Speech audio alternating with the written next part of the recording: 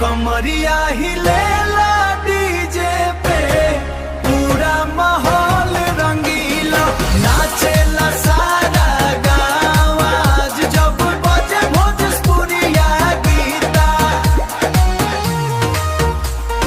बजे भोजपुरिया गीता।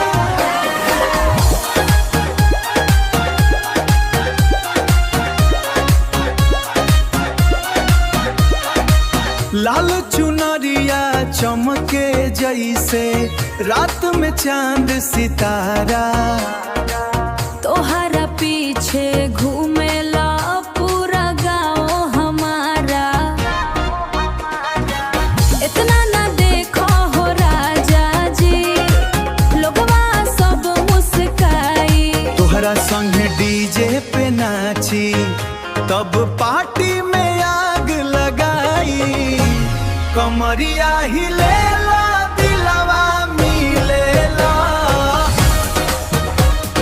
भोजपुरिया बीट पे माहौल जमेला।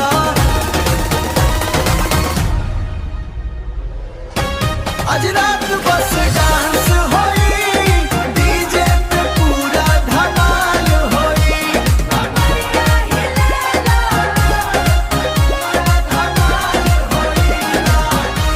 आज रात बस डांस होई।